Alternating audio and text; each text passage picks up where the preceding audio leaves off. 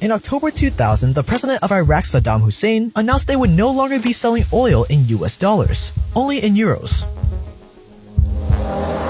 Which on the surface is an innocent change. What's the big deal? The big deal is that Iraq has the 5th largest petroleum reserves in the world, and in the 2000s it had become the world's 5th largest oil producer. So when Hussein decided to start selling oil in euros instead of dollars, the US wasn't too happy. By February 2003, he has sold over 3 billion barrels of oil for 26 billion euros.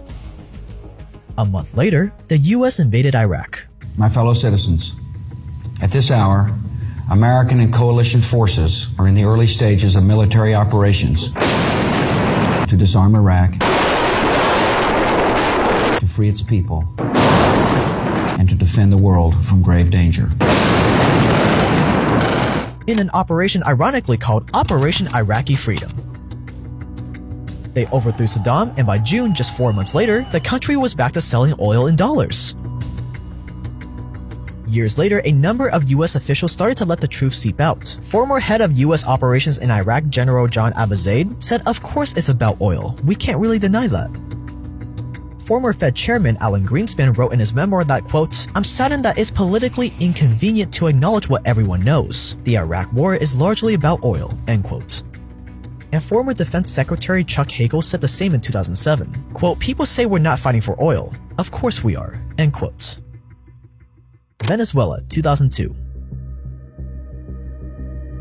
Coincidentally, Venezuela also has large oil reserves. In fact, they have the largest proven oil reserves in the world. At the time, Hugo Chavez was in charge of Venezuela as the dictator president.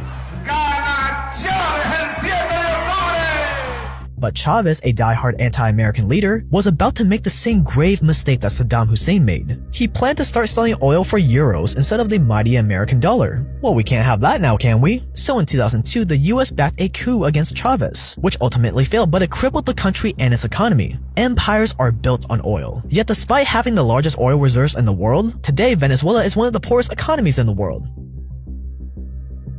Do other factors play into that? Many. We've talked about a few of them on this channel before. But going against the US is probably a big no-no.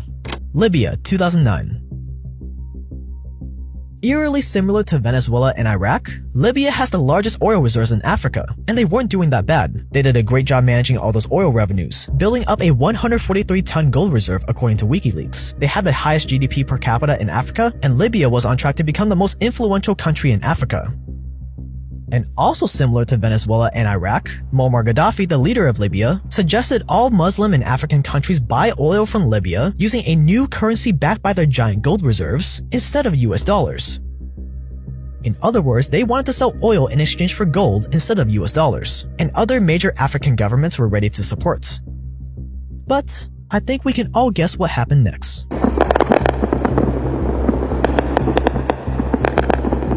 NATO led a military coalition into Libya in the name of freedom, of course, and on August 20th, 2011, Muammar Gaddafi was executed by Libyan militias, backed by US drone strikes. Years later, it was discovered in Hillary Clinton's emails that NATO really wanted to overthrow Gaddafi's government, mainly because of this plan for an African gold-backed currency, supported by Libya's oil reserves. This was Libya before, and this is Libya today. A failed state with widespread poverty and an ongoing civil war. Why? Because each of these countries tried to break away from using the dollar as payment for their oil, and each of them faced the consequences of America's wrath.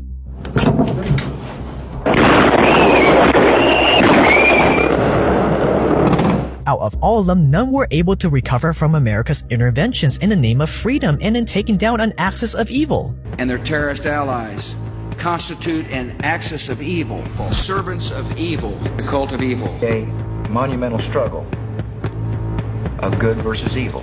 And they usually ended up far worse than they were before.